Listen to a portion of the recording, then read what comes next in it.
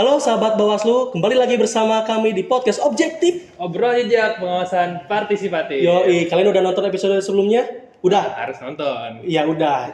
Kalau belum nonton, tonton dulu episode ini. Nanti setelah beres kita tonton episode sebelumnya. Karena kali ini berbeda. Kalau kemarin kan warnanya nuansa organisasi kemahasiswaan, nuansa warna hijau. Warna hijau. Sekarang berbeza, warnanya lebih terang, warna merah. Kita kedatangan dari GMNI, Bung Rifki. Apa Siap. kabar, Bung? Alhamdulillah baik. Wah, akhir-akhir ini di GMNI lagi sibuk apa, Bung? Untuk akhir-akhir ini kesibukan kita sedang coba membangun konsolidasi kader.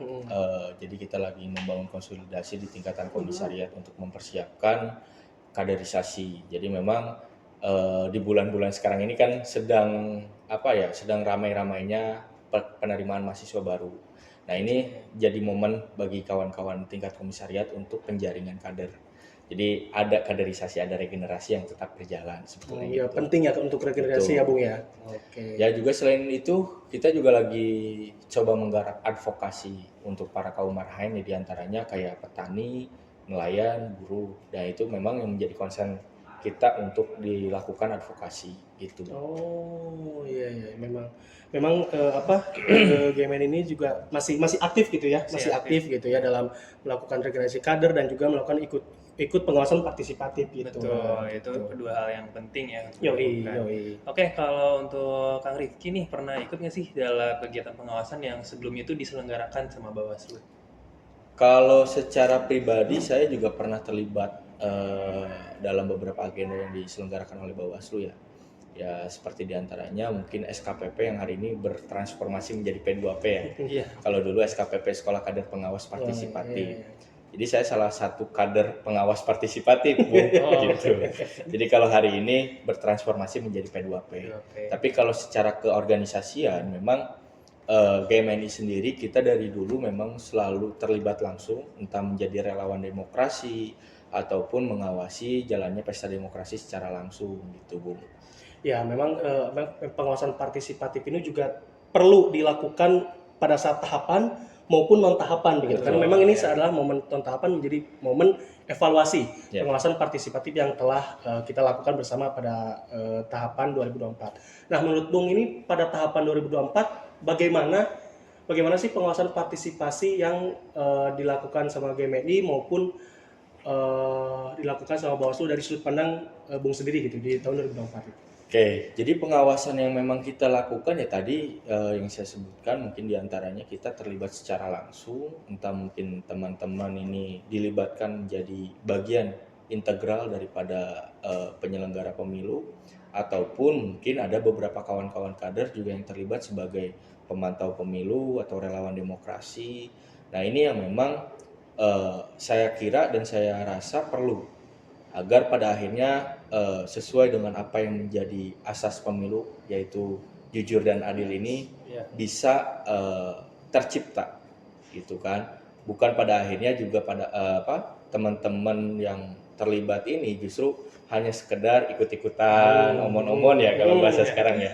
Nah kita sih lebih menekankan bagaimana kawan-kawan ini tetap mengedepankan esensi daripada eksistensi sebetulnya gitu, Bung. Oh, lu berjurdil. Jurdil. Jurdil kayak lagu Roma Irama nggak sih? Apa? Jurdil. Beda. Oh, judi beda. Beda lagi itu. Beda. Itu lempengkeun aturan judi gitu. Belum connect kita nih. Tekan zaman aja Roma Irama ya. Beda zaman ini. Beda zaman Ya, juga ya. ada genset ieu mah. Gen Z ya, memang beda usia begitu. Beda cuy. Oke, kalau dilihat tadi Kang Rifki udah pernah ikut ya dari SKPP gitu. Kalau dari Kang Rifki nih, apa sih pelajaran yang paling penting gitu yang didapatkan dari pengalaman saat melakukan pengawasan pemilu di tahun 2024 kemarin?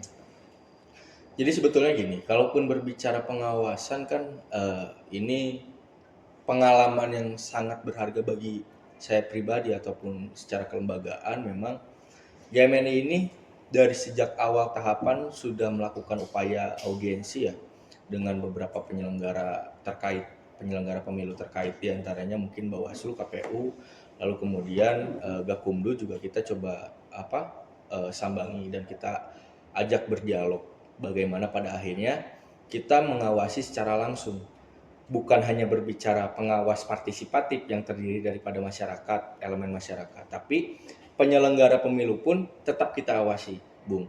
Jadi kenapa? Karena yang kita harapkan bahwa terciptanya pemilu yang memang ya tadi jujur dan adil, diawali dengan bagaimana para penyelenggara pemilu ini menjaga integritasnya, gitu, Bung.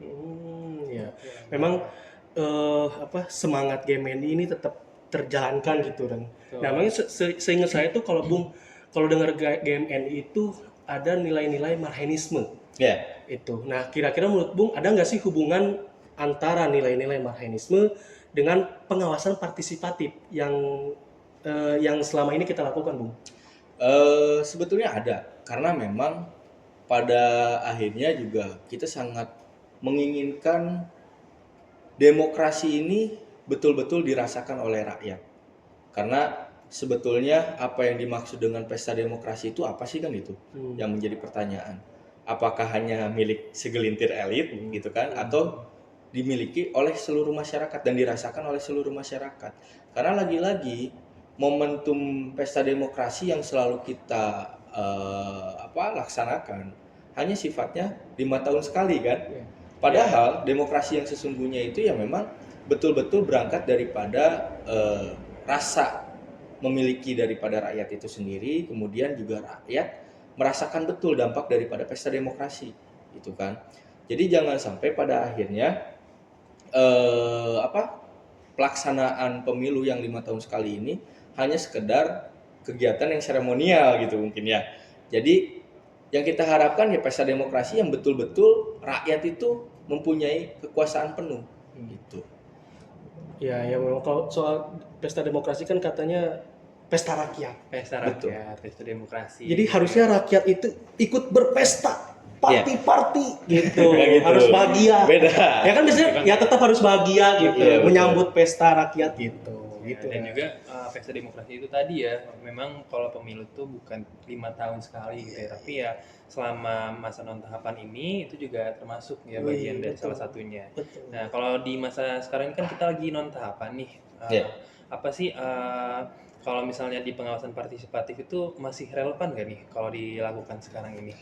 Oke, kalau berbicara non tahapan kita di tahun 2025 sekarang ya. 2025. Pelaksanaan pemilu kemarin itu di 2024 ya. Yang memang ketika berbicara non tahapan, pengawas partisipatif ini sangat diperlukan. Kenapa ya? Mungkin diantaranya kalau kita sebagai organisasi akan mengawasi jalannya bagaimana kebijakan publik itu diterapkan. Lalu dari segi serapan anggaran pemerintah itu juga akan menjadi bagian daripada pengawas partisipatif. Jadi ketika berbicara pengawas partisipatif itu bukan hanya berbicara kelembagaan ataupun misalkan Bawaslu hari ini gitu ya. Tapi kalau kita selaku organisasi yang memang kita harus melakukan pengawasan yang melekat gitu kan kalau bahasa Bawaslu pengawasan melekat. Pengawasan melekat ini yang memang harus kita lakukan terhadap pemerintah. Bagaimana pemerintah ini membentuk sebuah kebijakan, jangan sampai pada akhirnya kebijakan ini serampangan ataupun misalkan kebijakan ini tidak dirasakan dampaknya bagi masyarakat. Gitu. Terus juga kan ketika berbicara hari ini non tahapan, kita juga sebetulnya gini, Bung, di 2026 ini kan memang kita juga akan dihadapkan dengan pesta demokrasi di tingkatan desa ya, ada pemilihan kepala desa serentak. Nah ini juga yang memang dirasa harus kita berikan edukasi terhadap masyarakat, bagaimana dalam menghadapi pesta demokrasi ya, khususnya apalagi pemilihan kepala desa itu lebih seru gitu, gitu kan. Nah ini yang memang perlu kita lakukan untuk memberikan edukasi, memberikan penjelasan terhadap masyarakat, khususnya yang mungkin juga bagi para pemilih pemula. Ini kan juga kalau kita berbicara statistik ya, ataupun secara grafik dalam pelaksanaan pemilu di 2019, 2024 khususnya di Kabupaten Subang ini sangat berbeda. Jadi kalaupun berbicara data partisipasi masyarakat di tahun 2019 itu untuk kelasnya Pilpres itu nyentuh di angka 77%. Nah, di tahun 2024 itu nyampe kelirunya itu untuk Pilpres itu di 81%. Ya kan?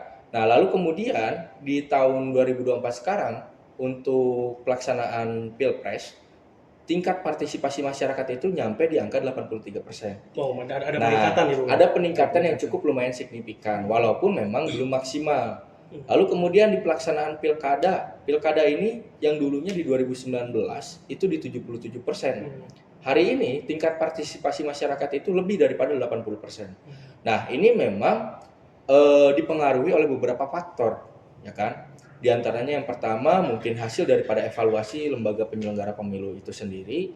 Apa sih misalkan berbicara di 2019 yang menjadi kekurangannya gitu kan, sehingga menjadi bahan evaluasi untuk pelaksanaan pemilu 2024. Sebetulnya kalau kami sangat mengapresiasi atas pencapaian ini. Kenapa? Karena memang Bawaslu maupun penyelenggaranya dan lain gitu ya, kayak KPU gitu kan, terus DKPP penyelenggaranya, terus juga kemudian ada Gakumdu.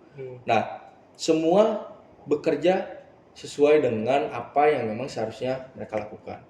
Nah, hari ini dengan angka statistik dan grafik yang meningkat, itu bagi kami sih sebuah pencapaian yang sangat luar biasa. Lalu kemudian yang kedua, faktor penyebabnya itu adalah diantaranya adalah DPT, ya kan? Kalau kita mengamati, karena memang kita juga konsisten mengawal jalannya pesta demokrasi di 2024 kemarin. Nah, ini ada peningkatan DPT, gitu kan? Yang dimana di pesta demokrasi tahun 2024 itu ada penambahan daripada jumlah DPT atau daftar pemilih tetap, yang dimana terdiri daripada pemilih pemula yang baru 17 tahun, ya kan? Betul. Nah, inilah tugas daripada kita GMNI juga untuk bagaimana bisa mengedukasi terhadap pemilih pemula gitu kan, ataupun pemilih lanjutan kayak misalkan yang sudah di rentan usia 50 tahun dan sebagainya kan, itu juga harus ada pembinaan dan pendampingan khusus bagi kita. Nah, kita harus memberikan edukasi yang cerah-cerahnya ya bagi mereka, agar pada akhirnya mereka ini tidak dibilang kebawa isu, ya kan? Kalau hari ini zamannya media sosial gitu kan, isu teh cepet pisan. isu sangat cepat, betul Bung. Jadi melihat seorang pemimpin itu dari visinya, ya kan? Lagi-lagi kalau kami selalu melihat bagaimana seorang pemimpin ini harus siap secara lahir batin untuk bagaimana mereka ini berkontestasi membangun sebuah daerah ataupun suatu daerah. Bukan lagi berbicara seorang pemimpin yang bersaing itu, berkompetisi itu saling menjatuhkan. Artinya ketika taruhlah Bung Alpandi ya dengan saya Bung Rifki. Salah dong. Siapa? Salah dong. Albani. Aduh, saya. Gak apa-apa, cut aja itu. Padahal Bung Albani ini teman SMA saya. Jadi misal katakanlah Bung Albani dengan saya berkontestasi gitu kan untuk maju dalam pemilihan kepala daerah. Ternyata saya hanya fokus mengalahkan Bung Albani gitu kan. Tidak fokus terhadap visi saya. Tujuan saya mencalonkan diri menjadi kepala daerah itu apa kan gitu. Visinya apa? Harus jelas. Nah, lagi-lagi seringkali kita temukan bagaimana pada akhirnya seorang kepala daerah itu yang mencalonkan diri sebagai seorang kepala daerah tidak siap lahir batin gitu kan. Sehingga pada akhirnya ketika dia sudah terpilih bingung harus ngapain gitu kan. Banyak program-program yang akhirnya reaksioner, tidak terkonsepkan dengan matang.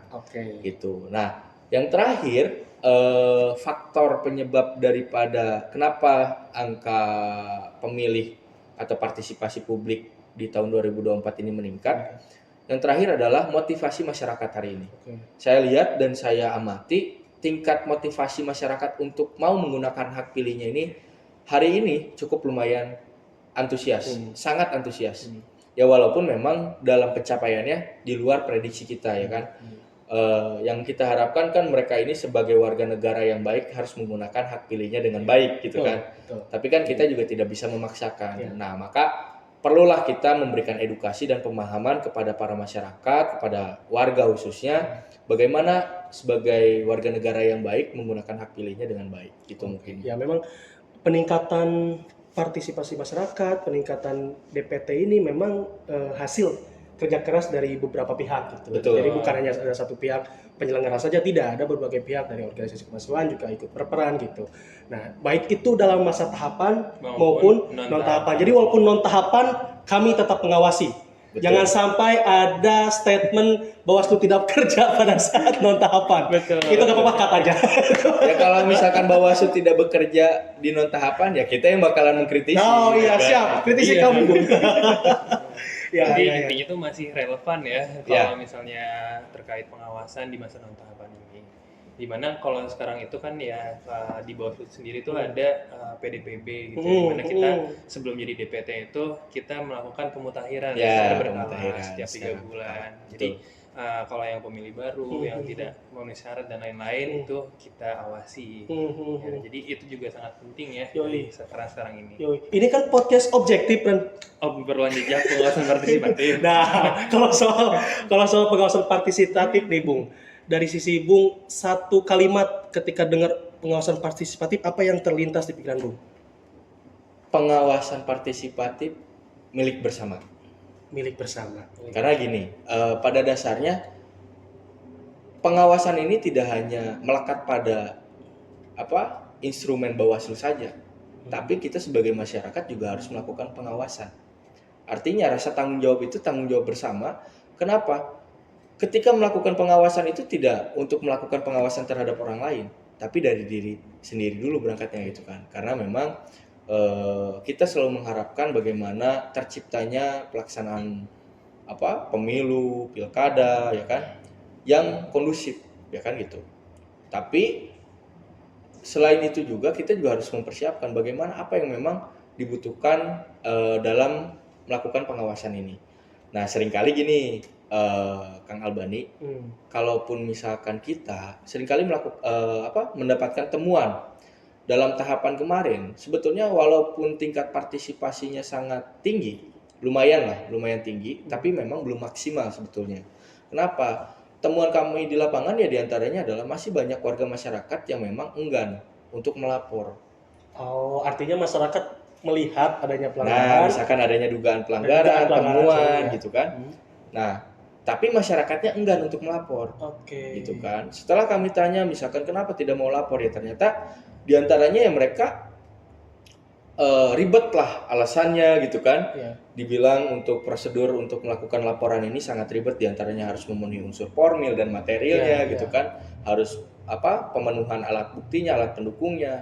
Nah, ini yang memang pada akhirnya masyarakat itu dibilang malas untuk melakukan pelaporan. Sebetulnya kalaupun misalkan dari sisi pelaporannya yang mungkin lebih mudah, saya rasa masyarakat pun akan lebih banyak untuk melakukan aduan, laporan gitu mungkin. Berarti itu jadi PR kita kan. Betul. PR kita untuk bisa memfasilitasi masyarakat agar proses pelaporan menjadi lebih efisien gitu. Gitu. Jadi masyarakat itu juga mau gitu ya. Betul gitu.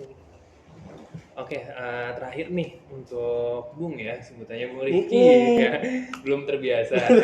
Pesan apa nih yang ingin Bung sampaikan untuk anak muda di Subang agar tetap peduli terhadap demokrasi walau tidak sedang pemilu?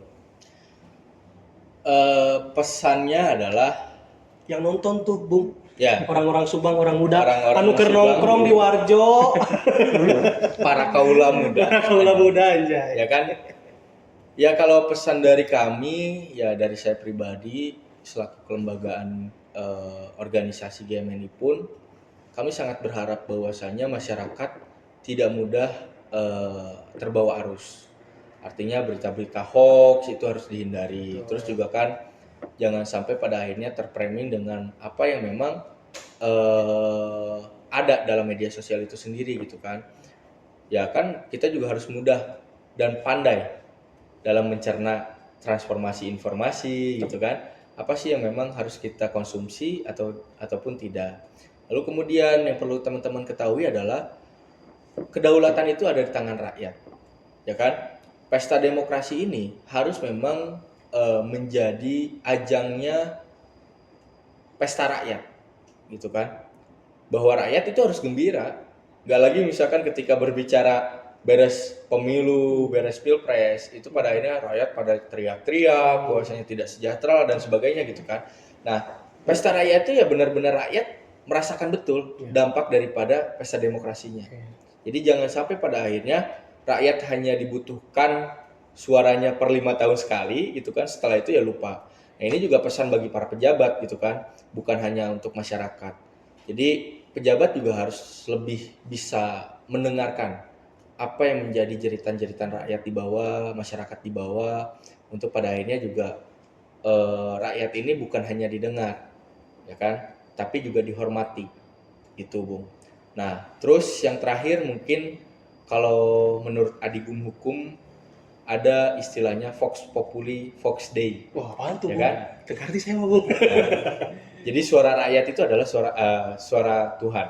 Oke. Jadi ketika rakyat sudah berhendak, maka Tuhan pun berhendak sebetulnya. Oh. Jadi kalaupun misalkan secara istilah dan digambarkan ya kurang lebih seperti itu. Yang artinya kekuasaan itu berada di tangan rakyat. Maka dari itu khususnya mungkin masyarakat, kami berharap masyarakat semuanya juga mampu menggunakan hak pilihnya dengan baik. Terus juga haruslah menjadi masyarakat yang menggunakan hak pilihnya secara cerdas, gitu kan. Hindari money politik, ya kan. Terus kemudian jangan sampai termakan berita hoax. Tentu. Nah, itu yang memang harus masyarakat hindari sebetulnya. Itu mungkin. Mantap. Terima kasih Bung Rifki udah Siap. datang ke Sama-sama. Bawaslu Kabupaten Subang di podcast Objektif. Obrolan jejak pengawasan partisipatif. Iya, ini ditodong terus ya. Emang gitu konsepnya. Di situ. Emang gitu konsepnya. Oke. Nah, biar kita lebih semangat dan fokus, mari kita ucapan tagline Bawaslu bersama-sama, Bu. Oke, pimpin. Bersama rakyat, Awasi pemilu. bersama Bawaslu, Tegakkan keadilan pemilu.